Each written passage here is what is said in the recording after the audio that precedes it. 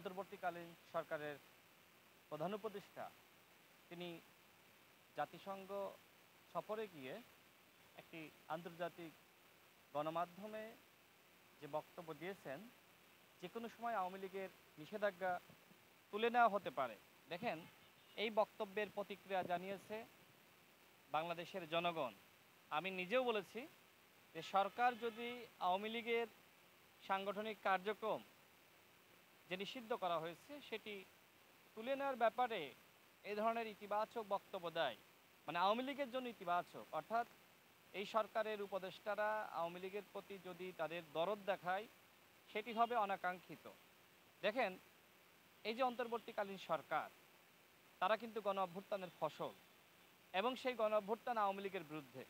আওয়ামী লীগের পতন হয়েছে, সুতরাং এই আওয়ামী লীগের বাংলাদেশে আর ফিরে আসার সুযোগ নাই। যেখানে আওয়ামী লীগের সভানেত্রী এবং সাবেক স্বৈরাচারী প্রধানমন্ত্রী তিনি দেশ ছেড়ে পালিয়েছেন এবং একই সাথে তিনি আওয়ামী লীগকে সাথে নিয়ে পালিয়েছেন। দেখেন, আওয়ামী লীগ এখন কলকাতায় তাদের দলীয় কার্যালয় খুলেছে এবং সেখানে তারা রাজনীতি করছে। আওয়ামী লীগ যে বাংলাদেশের দল না, এর মাধ্যমেই সেটি প্রমাণিত হয়। এবং একই সাথে জাতীয় পার্টি, দেখেন 24 সালের নির্বাচনের আগে জেএম কাদের ভারতে গিয়েছিল। ভারত থেকে ফিরে এসে তিনি সাংবাদিকদের প্রশ্নের উত্তরের প্রেক্ষিতে বলেছিল, ভারতে কার সাথে আলোচনা হয়েছে, কী আলোচনা হয়েছে, ভারতের অনুমতি ছাড়া তিনি বলতে পারবেন না। তার মানে কি? তার মানে আওয়ামী লীগ এবং জাতীয় পার্টি এই দুটি দল বাংলাদেশের কোনো দল না। তারা মূলত ভারতের হয়ে বাংলাদেশে তারা ওই আওয়ামী লীগ এবং জাতীয় পার্টির শাখা বাংলাদেশে ওপেন করেছিল। যেহেতু এদেশে তারা গণহত্যা চালিয়েছে এবং গণহত্যার পক্ষে জাতীয় পার্টি কাজ করেছে, সেজন্য আমরা মনে করি এদেশে আওয়ামী লীগ এবং জাতীয় পার্টির রাজনীতি করার কোনো অধিকার নাই। তবে বাংলাদেশের যারা আওয়ামী লীগের পক্ষে ভোট দিয়েছে, জাতীয় পার্টির পক্ষে ভোট দিয়েছে এবং যারা আওয়ামী লীগের নিরীহ এবং সাধারণ নেতাকর্মী বা জাতীয় পার্টির নিরীহ এবং সাধারণ নেতাকর্মী, তাদের সাথে আমরা কোনো জুলুম করব না। কিন্তু যারা অন্যায় করেছে, অপরাধ করেছে, গুম করেছে, খুন করেছে, যারা ধর্ষণ করেছে, যারা অর্থ পাচার করেছে, যারা বাংলাদেশের গণতন্ত্রকে গলা টিপে হত্যা করেছে, যারা আয়নাঘর তৈরি করেছে, যারা জুলুম করেছে, যারা সাগর রুনিকে হত্যা করেছে, সাংবাদিকদের স্বাধীনতা যারা হরণ করেছে, তারা তো এই দেশে আর রাজনীতি করতে পারে না। সুতরাং আমাদের অন্তর্বর্তীকালীন সরকারের প্রধান উপদেষ্টা ডক্টর মোহাম্মদ ইউনূস যে বক্তব্য দিয়েছেন, আমরা সেই বক্তব্য ঘৃণাভরে প্রত্যাখ্যান করছি। আজকে দেখেন, অন্তর্বর্তীকালীন সরকারের আরেকজন উপদেষ্টা, আইন উপদেষ্টা, তিনি স্পষ্ট করেছেন যে আওয়ামী লীগ বাংলাদেশে আর রাজনীতি করার সুযোগ নাই। তার মানে প্রধান উপদেষ্টার বক্তব্যকে কেন্দ্র করে মানুষের মধ্যে যে ধরনের অনাস্থা তৈরি হয়েছিল, সেই অনাস্থা দূর করার জন্য আজকে আইন উপদেষ্টা তিনি এই ধরনের বক্তব্য দিয়েছেন। দেখেন, এর আগে প্রধান উপদেষ্টা আরও বিভ্রান্তিকর বক্তব্য বিভিন্ন সময় দিয়েছেন যে আওয়ামী লীগ নির্বাচনে যাবে কি যাবে না সেটি আওয়ামী লীগের দলীয় সিদ্ধান্ত। আসলে কি তাই? আওয়ামী লীগ এদেশে আর নির্বাচন করতে পারবে না, আওয়ামী লীগ এদেশে আর রাজনীতি করতে পারবে না এবং আওয়ামী লীগের চ্যাপ্টার হাসিনা নিজেই ক্লোজ করে দিয়ে ভারতে পালিয়েছে। এই দেশে রাজনীতি করবে যারা গণ অভ্যুত্থানের শক্তি, যারা জনগণের পক্ষে ছিল, তারা রাজনীতি করবে। এর বাইরে যারা ফ্যাসিবাদী শক্তি এবং ফ্যাসিবাদের দোসর, আওয়ামী লীগ জাতীয় পার্টি বাংলাদেশে রাজনীতি করার, নির্বাচন করার আর কোনো সুযোগ নাই। আরেকটি প্রশ্ন যেটি আপনারা করলেন যে আমরা কি কোনো দলের সাথে একীভূত হচ্ছি কিনা। দেখেন, আমাদের সাথে বিভিন্ন ব্যক্তিবর্গ বিভিন্ন সময় রাজনীতি করেছে। যেমন নতুন একটি দল গঠিত হয়েছে, তাদের অনেকে একসময় আমাদের সাথে 2018 সালের কোটা সংস্কার আন্দোলন করেছে, 19 সালে ডাকসু নির্বাচন করেছে, 23 সাল পর্যন্ত তাদের অনেকে আমাদের সাথে ছাত্র রাজনীতি করেছে এবং আমাদের দল গণ অধিকার পরিষদের রাজনীতি করেছে, যে কারণে সেই দলের নেতাকর্মী এবং আমাদের দলের নেতাকর্মীদের ভিতরে রাজপথের একটি সম্পর্ক রয়েছে। যখন নুরুল হক নূরের উপরে ঢাকায় আমাদের দলীয় কার্যালয়ের সামনে হামলা করা হলো, এরপরে সেই দলের অনেকে নুরুল হক নূরকে দেখতে গিয়েছে এবং সেখান থেকে মূলত আলোচনা এসেছে যে গণ অধিকার পরিষদ এবং এনসিপি একীভূত হওয়ার আলোচনা। এরপরে তাদের শীর্ষ নেতৃবৃন্দ নাহিদ ইসলাম, আক্তার হোসেন থেকে শুরু করে আমাদের দলের সভাপতি নুরুল হক নূর, আমি সহ আমাদের দুই দলের শীর্ষ নেতৃবৃন্দ আমরা বসেছি, কথা বলেছি এবং আন্তরিক আলোচনা হয়েছে এবং সবাই যেটি মনে করেছে যে এই তারুণ্যের শক্তি আমরা বিভাজিত না থেকে আমরা একসাথে কাজ করি। অর্থাৎ আমাদের আন্তরিকতা এবং উদারতা রয়েছে, যেহেতু তাদের উত্থান আমাদের উত্থান একই রকম, আমরা উভয়ই গণ অভ্যুত্থানের শক্তি এবং এই গণ অভ্যুত্থান 2018 সালের কোটা সংস্কার আন্দোলনকে কেন্দ্র করে এবং সেই আন্দোলন করতে গিয়ে আমি নিজে ওই সময় সর্বপ্রথম অ্যারেস্ট হই এবং 15 দিন পুলিশি রিমান্ডের নির্যাতনের শিকার হয়েছে।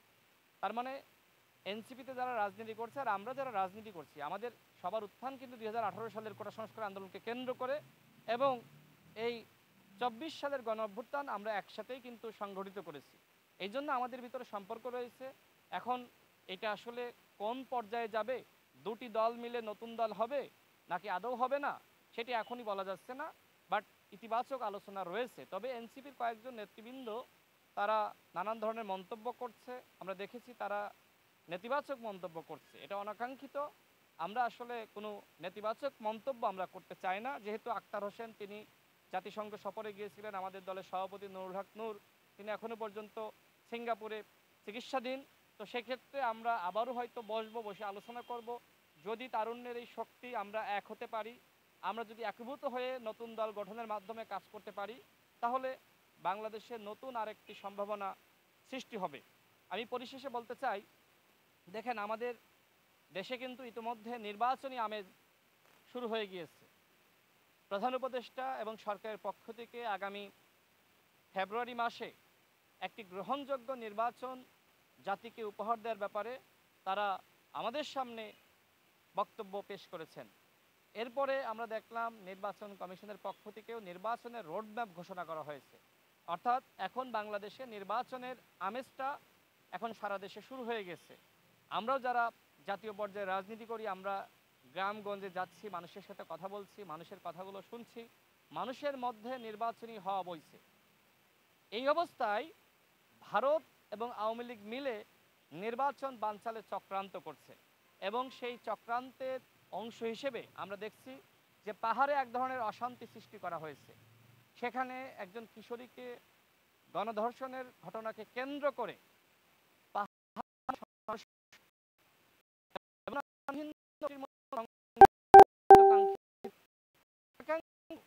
এবং আমরা করি যে সেখানে বিভিন্ন সন্ত্রাসী গোষ্ঠী তাদেরকে অর্থ এবং অস্ত্র দিয়ে সহযোগিতা করছে ভারত। চায় বাংলাদেশ যাতে কোনোভাবেই মাথা করে দাঁড়াতে না, ভারত চায় বাংলাদেশ তাদের করদ রাজ্য হিসেবে তারা আমরা মেনে নিই, মানে ভারত যে আমাদেরকে তাদের করদ রাজ্য বানাতে চায় আমরা মেনে নিই। কিন্তু এদেশের জনগণ হাসিনার পতনের মাধ্যমে দেখিয়ে দিয়েছে বাংলাদেশকে ভারত কখনোই করদ রাজ্য বানাতে পারবে না। সারা দেশের নির্বাচনী আমেজ শুরু হয়েছে এবং আমি দৃঢ় আশা রাখতে চাই যে যথাসময়ে নির্বাচন হবে। ফেব্রুয়ারি মাসে যারা নির্বাচন বানচালে চক্রান্ত করবে, জনগণ তাদের দাঁত ভাঙা জবাব দিবে।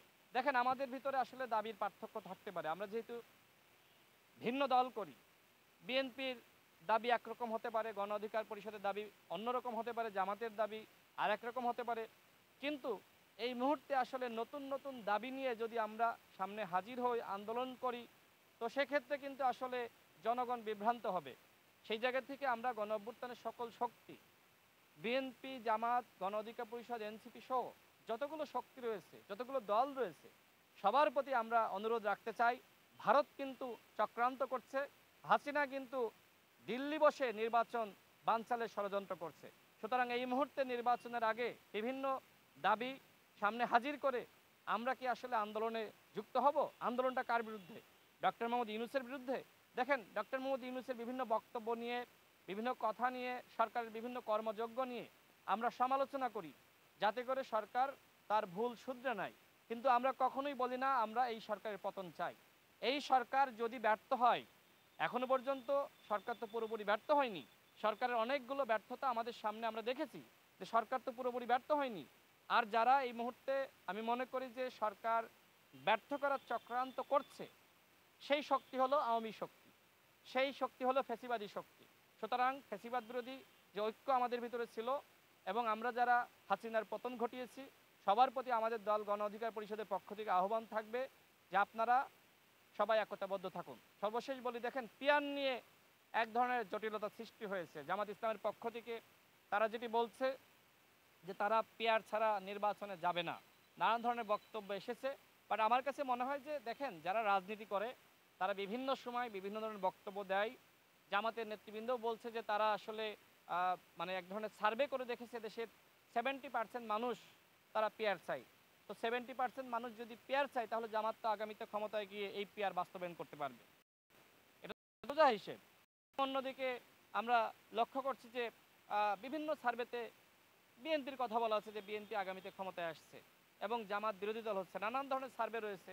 সেক্ষেত্রে গণ অভ্যুত্থানের শক্তি, গণ অধিকার পরিষদ, এনসিপি সহ অন্যান্য যারা, তাদেরও বিভিন্ন পার্সেন্টেজ দেখানো হচ্ছে। দেখেন, আমার কাছে মনে হয় যে বাংলাদেশে 3টা মেয়াদে কোনো নির্বাচন হয়নি, সুতরাং এবং গণ অভ্যুত্থান হয়েছে। গণ অভ্যুত্থানের পরে মানুষের সেন্টিমেন্টের যে পরিবর্তন, বিশেষ করে তরুণরা বিভিন্নভাবে, তারা কিন্তু আমরা লক্ষ্য করছি তারা কিন্তু ব্যাপকভাবে সচেতন। তারা কিন্তু ওই আগের আমলের দখলদারিত্ব, চাঁদাবাজি, লুটপাটের রাজনীতি এখন কিন্তু তরুণরা আর কোনোভাবেই বরদাস্ত করছে না। সুতরাং এখন যারা রাজনীতি করতে চায় তাদেরকে অবশ্যই এই তরুণদের চিন্তার সাথে শরিক হয়ে রাজনীতি করতে হবে। এই তরুণদের যে চাওয়া, তারা একটি সাম্য, মানবিক মর্যাদা এবং সামাজিক শুভেচ্ছার বাংলাদেশ চাই। সেই বাংলাদেশ গঠনে যারা এগিয়ে থাকবে, যদি বিএনপি এগিয়ে থাকে বিএনপিকে জনগণ ভোট দিবে, জামাত এগিয়ে থাকলে জামাতকে ভোট দেবে, আমরা এগিয়ে থাকলে আমাদেরকে ভোট দেবে। অর্থাৎ এখন যারা জনকল্যাণে এবং জনগণের জন্য রাজনীতি করবে, আমি মনে করি তারা আগামীতে ক্ষমতায় যাবে। এই মুহূর্তে বলা যাচ্ছে না যে কে ক্ষমতায় যাবে আর কে ক্ষমতায় যাবে না। সুতরাং নির্বাচনের যে বন্দোবস্ত সরকার শুরু করছে, আমার কাছে মনে হয় এই বন্দোবস্তে আমাদের সবার উচিত হবে সহযোগিতা করা। বিভিন্ন নতুন নতুন দাবি যদি আমরা সামনে হাজির করি তাহলে সরকার কিন্তু পুরোপুরি ব্যর্থ হবে, এবং সরকার ব্যর্থ হলে 1-11 নেমে আসবে এবং হাসিনা কিন্তু দিল্লি থেকে বাংলাদেশে ফিরে আসবে। সুতরাং সবার প্রতি আমার সর্বশেষ বিনীত আহ্বান থাকবে, আসুন আমরা গণ অভ্যুত্থানের শক্তি এক থাকি। আমাদের ভিতরে চাওয়া পাওয়ার পার্থক্য থাকতে পারে, মত পার্থক্য থাকতে পারে, আমরা আলাদা দল করি, মত পার্থক্য থাকা খুব স্বাভাবিক, কিন্তু এমন কোনো কর্মযোগ্য বা আন্দোলন লিপ্ত হওয়া যাবে না যাতে করে নির্বাচনটা বানচাল হয়ে যায়। আমি আজকেই ঝিনাইদহতে এসেছি এবং ঝিনাইদহের মানুষের সাথে আজকে শুভেচ্ছা বিনিময় করব। বিশেষ করে যেহেতু দুর্গাপূজা উৎসব চলছে, আমি ঝিনাইদহর যে কেন্দ্রীয় মন্দির রয়েছে সেখানে গিয়েছি, যারা মন্দির কমিটির যারা আয়োজক রয়েছে তাদের সাথে শুভেচ্ছা বিনিময় করেছি এবং যারা হিন্দু সম্প্রদায় রয়েছে তাদের সাথে শুভেচ্ছা বিনিময় করেছি। আজকে আমার চিন্তা আছে যে 12টি মন্দিরে আমরা যাব এবং আমাদের যারা হিন্দু কমিউনিটি রয়েছে তাদের সাথে শুভেচ্ছা বিনিময় করব। এই ঝিনাইদহ জেলাতে হিন্দু, মুসলিম, বৌদ্ধ, খ্রিস্টান আমাদের ভিতরে কোনো পার্থক্য নাই। আমরা সবাই মিলে আমাদের এই জেলাকে এগিয়ে নিয়ে যেতে চাই। আমরা এই জেলাকে একটি আধুনিক জেলা হিসেবে গঠন করতে চাই। আমি এই জেলার সন্তান হিসেবে আমি সবসময় তো জেলাতে থাকতে পারি না, যেহেতু জাতীয় পর্যায়ে রাজনীতি করি এবং এখন এই মুহূর্তে জাতীয় জুলাই সনদ নিয়ে আলোচনা চলছে। দলের হিসেবে আমাকে অংশ নিতে, এটি খুব গুরুত্বপূর্ণ। যে কারণে আমি যখনই সুযোগ পাই আমি জেলাতে ছুটে আসি, মানুষের কাছে যাই। মানুষ এখন নতুন নেতৃত্ব চাই, মানুষের ভিতরে ব্যাপক পরিবর্তন এসেছে, বিশেষ করে ঝিনাইদহের মানুষ, তাদের ভিতরে ব্যাপক পরিবর্তন এসেছে। ইনশাল্লাহ এই ঝিনাইদহের সবাইকে নিয়ে আমরা একটি সুন্দর এবং আধুনিক জেলা গঠন করতে পারবো। আপনাদের সকলকে ধন্যবাদ।